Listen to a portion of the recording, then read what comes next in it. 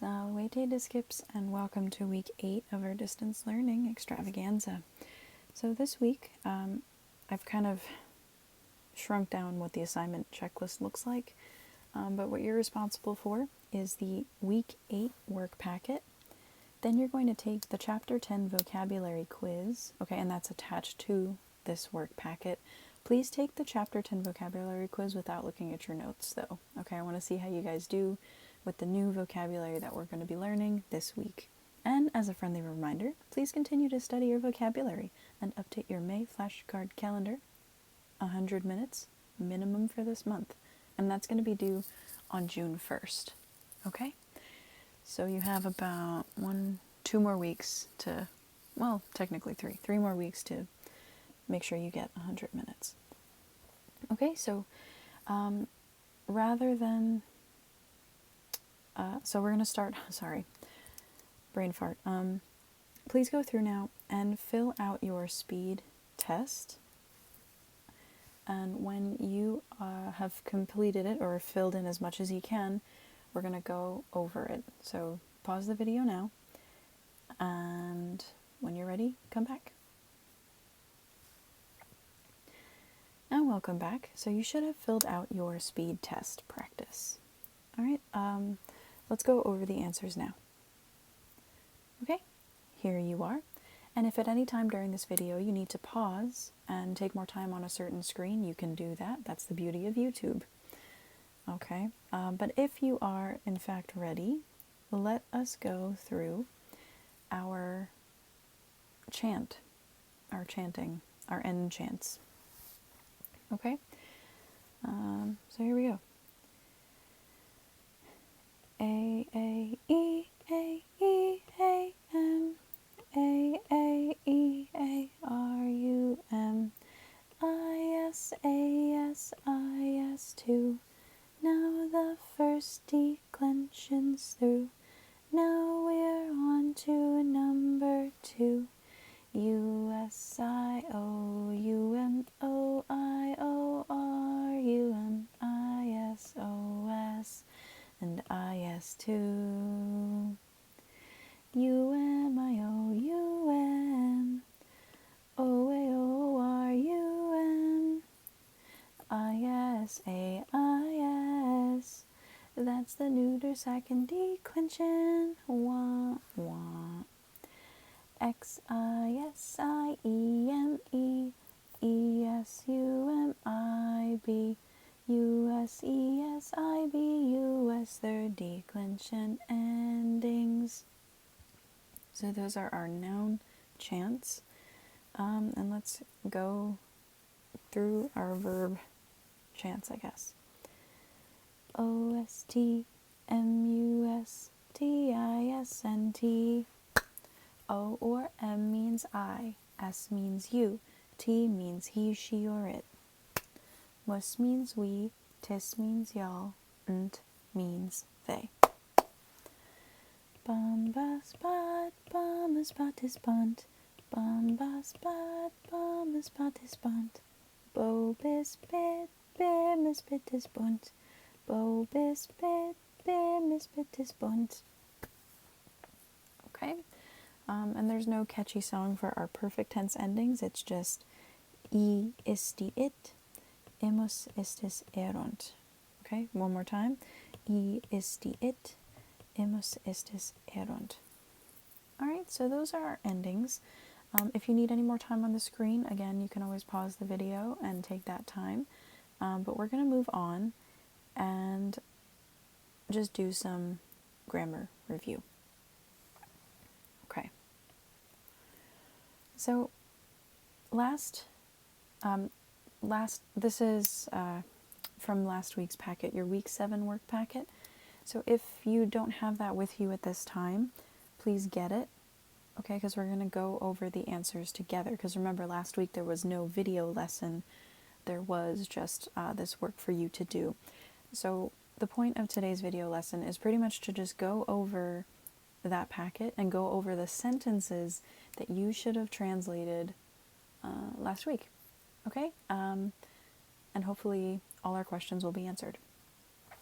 So our noun jobs, okay? Remember, we have case in Latin. Technically, there are 7, but we're going to learn 5 cases, all right? There's the nominative, genitive, dative, accusative, and the ablative case. Now, each case is used for a specific noun job, okay? In other words, it tells us what that noun is doing in the sentence. In English, we rely on word order. Okay, that's also known as syntax.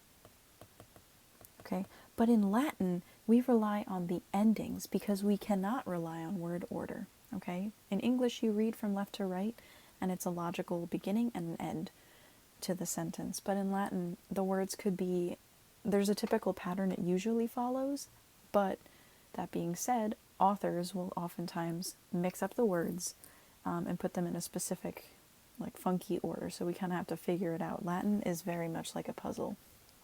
Okay, so let's go over our noun jobs now. So the nominative case is used for 2 things. It's used for the subject noun. It's also used for the predicate nominative.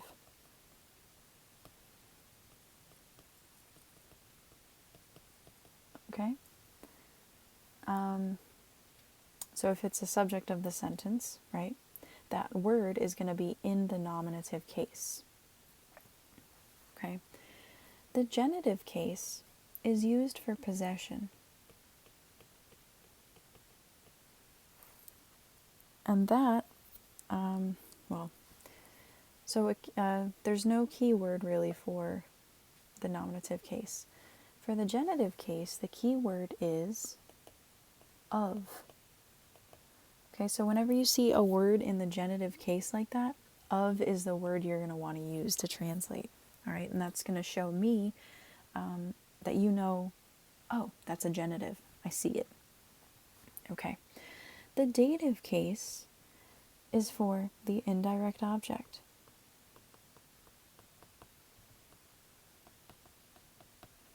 All right. And the key words for the dative case are either to or for.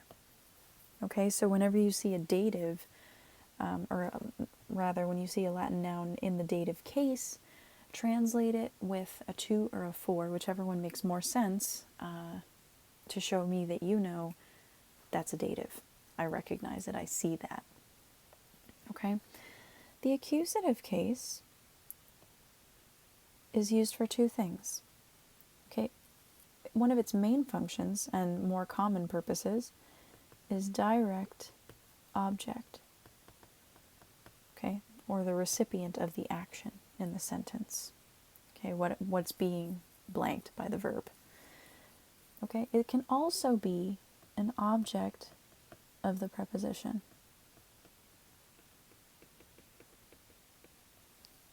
All right, and there's really no keyword for the accusative case. Now, the ablative, which we learned in the last 2 classes we did, okay, it's used for 2 things. Not 2 things, it's used for a bunch of different things, all right? It's one of those catch-all, be-all cases, all right? So everything that the nominative, genitive, dative, and the accusative do not do, the ablative kind of takes that up, all right? So it's kind of a super cool case. It's used sometimes as the object of the preposition, okay? But sometimes it can be used as just an ablative, so without a preposition. All right, so examples would be, sorry, let me erase that because that was not what I meant to write. You have the ablative of means. You've got the ablative of manner. And you've got the ablative of separation. All right, and those are just 3 examples of the many types of ablatives that do exist in Latin. Okay, and you will eventually learn more of them as you proceed through Latin. All right, but the ablative case is one of the most widely used cases, and it also has such a wide range of things that it can do, which is why it's so cool. So when you're sitting in like a college Latin class, you might have a discussion and be like, oh, well, I think it's this type of ablative, and I think that because in the story this, right? So it's kind of like a cool thing to debate about if you're a super weird college linguist nerd like me. Okay, now the key words when translating an ablative, if you stick with these main three, you'll be absolutely fine, okay? By, with, or from. Okay, those are general ablatives, or general, like if you see an ablative and you translate it with one of those, you're probably fine. Okay, and how do you know which one? Whichever one makes the most sense in the context of the sentence. Okay, and that's really what you're learning to do, is learning how to translate in a context. Okay, that's the purpose of this. Right? That's why you're learning Latin. You want to be able to translate stuff. Okay, so make sure from your week 7 packet that you have these answers correct. Okay, we'll go over this again. This is not the last time that you're going to see this, but just kind of start to commit this to memory. Okay, you need to know what cases do what, like what's the noun function or the noun job of each case. All right, and the keywords are really what's going to help you out here too, especially when it comes to translating. Okay, and we're going to see that today, or this week rather. So I asked you in your work packet to translate some sentences. Okay, and I was super nice in providing for you charts with all the endings that we know so far and all the vocabulary that would be required for this activity. Yes, I went through the textbook and I typed out everything for you so you don't have to do any looking. All right, now I also color-coded everything based on what kind of word it is to kind of help you, see what's going on. This is just to give you an idea of the kind of stuff that you need to be thinking about when you're translating.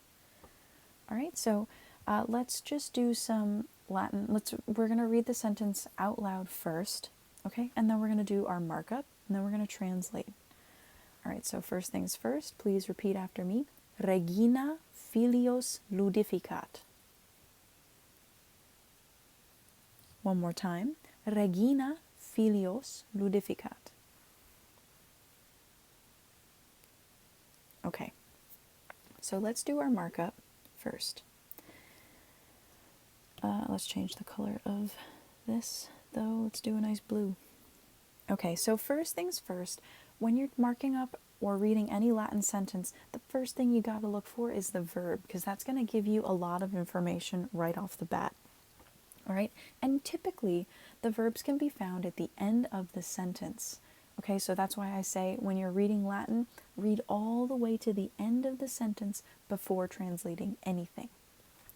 All right, so here, just like I said before, okay, ludificat is your verb. All right, and we know that because it ends in a T. Now the T ending is right here. Okay, that's third person, singular, and present tense. So if our verb is singular, our subject has to be singular as well. And we remember from our chart over here that for subject nouns, you need something in the nominative case. Do we have something in the nominative case? We might. It's going to have to, sorry, let me just shrink that so we're not, too crazy. It's going to have either an a, us, or don't really worry about that one just yet. Okay, so we're looking for a word that ends in either a, us, or And we have Regina. Okay? And I only selected these because these are all singular, right? Our verb is singular. Our subject has to also be singular. Now, filios, we'll take a look at our chart over here. Okay? And filios is right here. That's our ending. That's accusative. All right? And our accusative case is used for direct object. So filios is your DO. All right, so let's translate and make sure we translate that as plural too. Okay, so the Regina, let's find our vocabulary down here. So we've got, whoops, I want you to be able to see it. So regina, reginae. Okay, filios comes from filius, filii. All right, and ludificat comes from, where is it? Here it is. Ludifico, ludificare, ludificavi, ludificatum.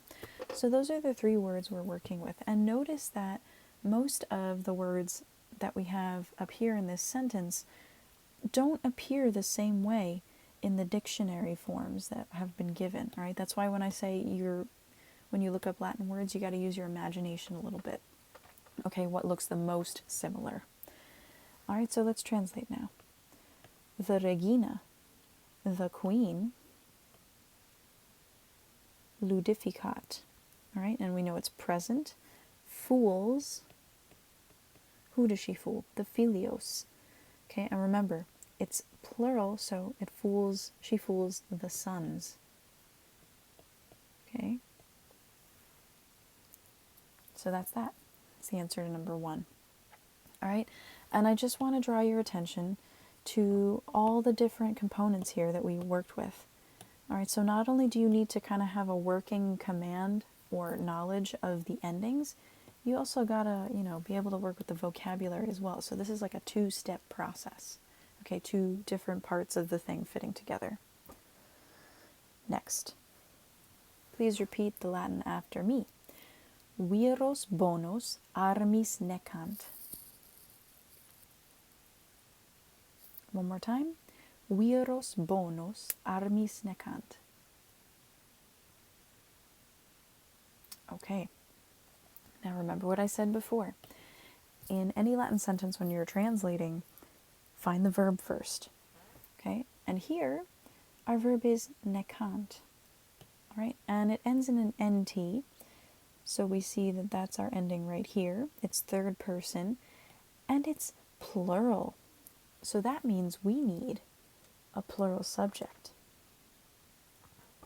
Do we have a word that ends in I, E, A, or ace? No, we do not. So where is the subject going to be then? It's already pre-programmed for you in the verb.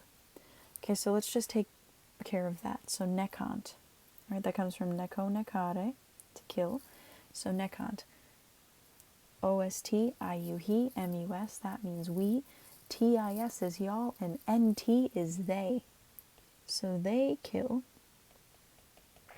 All right, now, let's take a look at what else we got going on in this sentence. We've got viros, we've got bonos, and we've got armis. Okay, right off the bat, we can take an educated guess that viros and bonos are going together as a noun adjective pair. All right, and once again, that os ending is right here. Os is accusative. See that? All right, so viros bonos is your direct object. Now armis, okay, that ending, is, we know that it comes from the Latin arma armorum, arms or weapons. And if it's neuter, we know we're functioning in this chart here. Okay? And that is ending, it can either be dative or it can be ablative plural. Now, because we're not really doing any giving or showing here, it's probably going to be an ablative. All right, so let's translate now. For ablatives, you don't really need to mark them up, but at least for now. All right, but just know that it's an ablative. So they kill the bonos viros, the good men. And how do they do it? Armis. Now, remember what I said before. When you see an ablative, you're going to want to translate it with one of these. By, with, or from. Okay? So which makes more sense here? They kill the good men by the weapons? They kill the good men with the weapons? Or they kill the good men from the weapons? I think with sounds the best. Okay, so they kill the good men with weapons. All right, now if we wanted to be super nitpicky and be cool about Latin, what kind of ablative is this? If you're, well, okay, it's an ablative of means or instrument, right? Because you're using something to accomplish something, like a thing.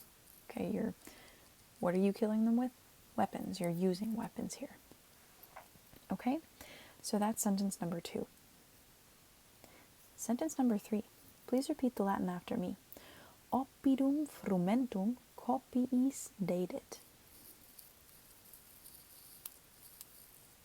One more time. Oppidum frumentum copiis dedit. Okay. Now, same thing as before. First things first, always find the verb. And here, it's dated. Okay? That's our present tense. Oh. No, it isn't. There it is. It's perfect. Okay, that's that IT ending right there. Okay, and how do we know that? We know that because it comes from do, dare, dedi, datum. All right, and if you take a look, let's zoom in here. Our third principal part is dated, and we know, is dedi. And we know that the third principal part gives us our stem for the perfect verb system. So it can't be a present tense verb. It's got to be in the perfect. All right? So that's a perfect tense, and it's singular. Do we have a nominative singular here? In other words, do we have an a, an us, an Do we? Nope.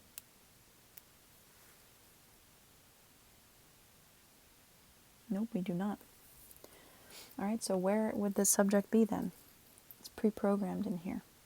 Okay, and who is third person singular? It's he, she, or it. So let's just say he, and do data is to give, so he gave, right? Because it's in the perfect tense, that's the simple past. He gave.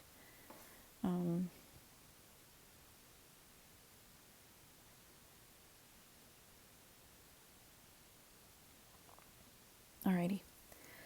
So now we see that there's a sentence with giving or showing. So as soon as you see that, you're going to want to be on the lookout for an indirect object. And we know from before that our indirect object is used in the date, like with the dative. Okay, so we're looking for a dative here. Do we have a dative here? All right, and typically, okay, is is a typical dative ending. All right, we have an is. This is going to be your indirect object. Okay.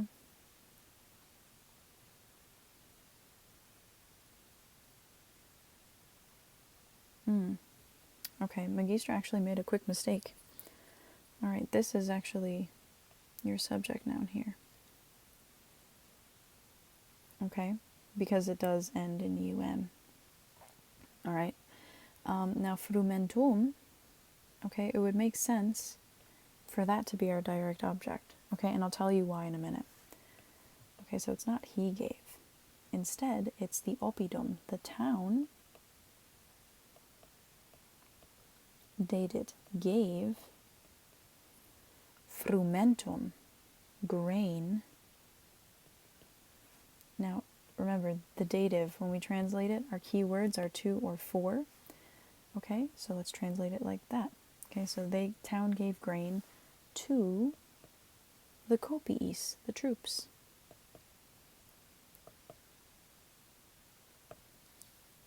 All right. Now, how did we know if these endings are the same here? We've got oppidum and frumentum. So how do I know which one's the subject and how do I know which one's the direct object? The answer? Context. would it make sense if I said the grain gave the town to the troops? No, that wouldn't make sense. All right, so you kind of got to use common sense a little bit when you're translating too. All right, so that's your sentence. Let's move on. All right, and just as a quick note, you see why Latin can be a little bit tricky sometimes. All right, it's easy to make a mistake because there are, all these endings that you have to contend with, and all of these things you need to keep in mind when you're translating. Okay, see, even magistros make mistakes sometimes. Okay, and that's all right. We're learning. Okay, please repeat. I'm going to do this chunk by chunk. I'm not going to read the whole sentence. All right, please repeat. Copiae malum virum regia prohibent. One more time. Copiae malum virum regia prohibent. Okay. First things first, we're going to find our verb, and here it is. It ends in nt, okay, and that's right here. Alrighty. So if we have a plural verb, we need a plural subject noun. Do we have one here? Let's see. It's going to have to be either I, E, or a. Okay, we've got a couple options here, so let's see which ones make sense. Now, let's take a look at our endings. We've got I, and a. We can take a pretty good guess that malum and virum are going together. So that tells us that we've got a chunk here, right? So these two things definitely going together. But is singular, so that's going to have to be a direct object.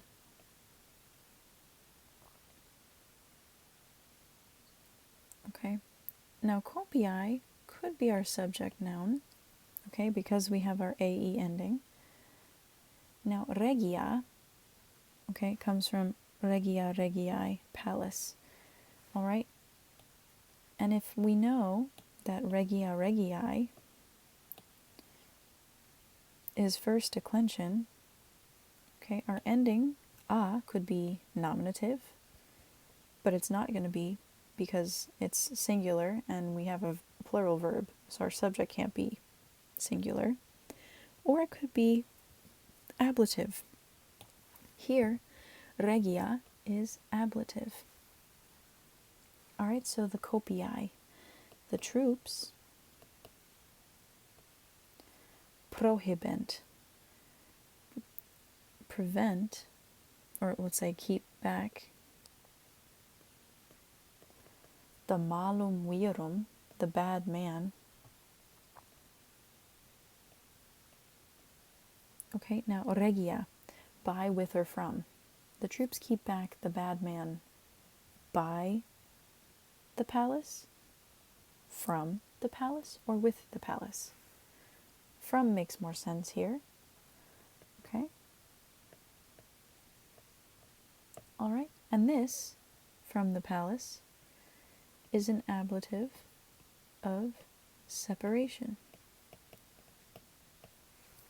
Okay? Moving right along here. All right, please repeat after me. Templum Dianae aedificabant. All right, so I will just give you the markup here, and I'm going to talk you through the process. So first things first, we want to find our verb. All right, this has a verb ending. All right, and that's bant. Okay, bant is plural, which means we need a nominative plural subject noun. So we're looking for either I, E, or a. Now, It wouldn't make sense if there were multiple Dianas. Okay, so that's not going to be our subject noun. So our subject noun, therefore, has to be in the verb. Okay, so they, bant, were, because it's imperfect, were building. Okay, now, they need to be building something. And that something should be our direct object in the accusative case. So do we have any of these endings here in this sentence? We do. It's templum. Okay, so they were building a temple. All right, now let's deal with Dianae. Now we know that Dianae is a first declension noun. So we're functioning in this chart here. The AE ending could either be genitive, dative singular, or nominative plural. Now in this particular sentence, it would make more sense for it to be dative, okay? You can build a temple for Diana. Okay? Arguably, you could say that Dianae is genitive. Okay, you could say that they were building a temple of Diana.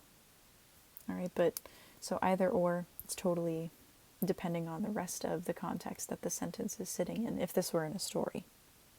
Okay, so you see why Latin can be a little bit tricky sometimes? All right, some of it's up for debate. Okay, and a lot of times that happens. Number 6, please repeat after me. Vir malus agricolam necavit.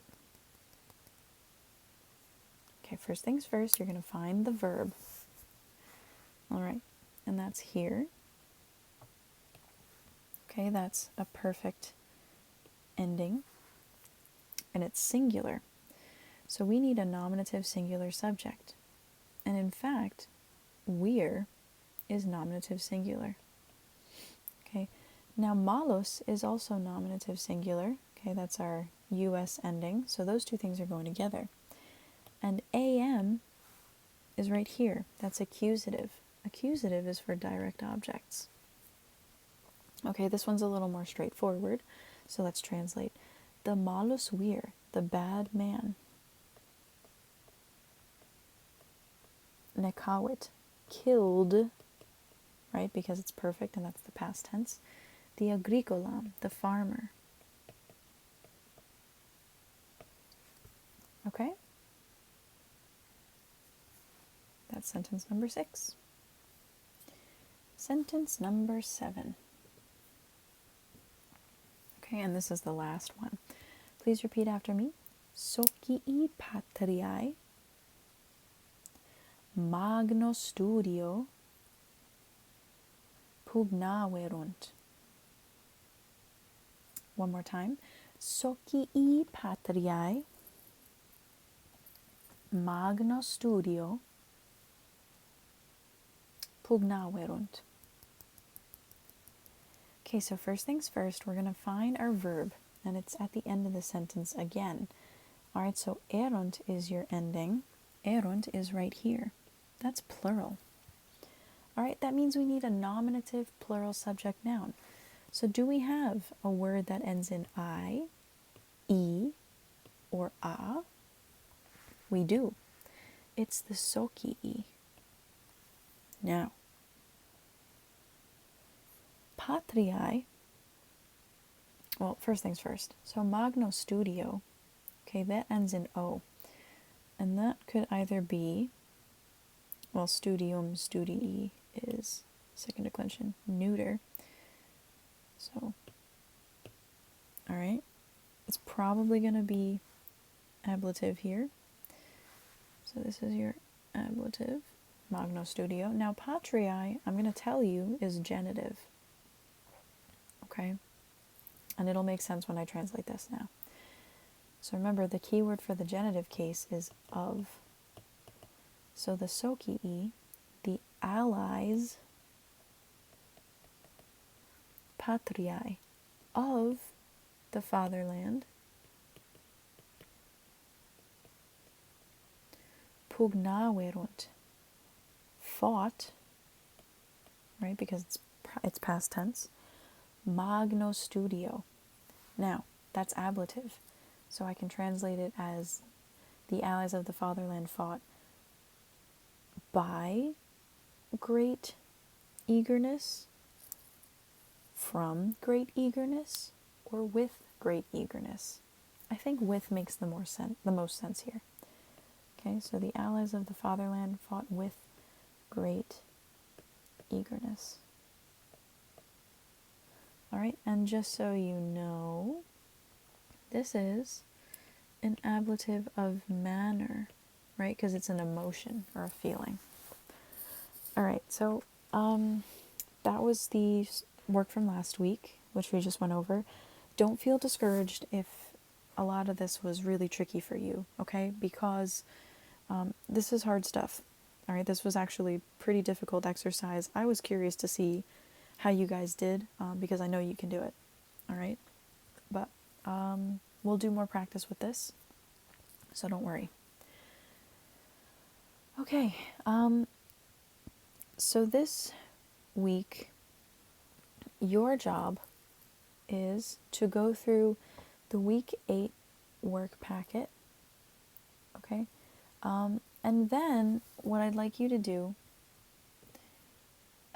rather than me go through that now, I'd like you to go through the chapter 10 vocabulary,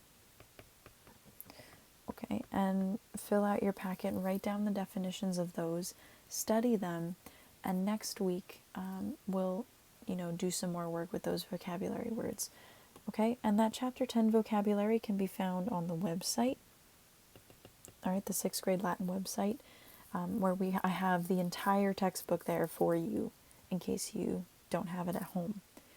All right, so fill in the new vocabulary, go through the week 8 work packet, all right, and at the end of the week 8 work packet, there is a chapter 10 vocabulary quiz. It's a matching quiz, so please take that without your notes. I'd like to see how you do, okay? So that's it for today, and that's it for this week. If you have any questions, as always, do not leave a comment for me on Google Classroom because that totally just gets lost.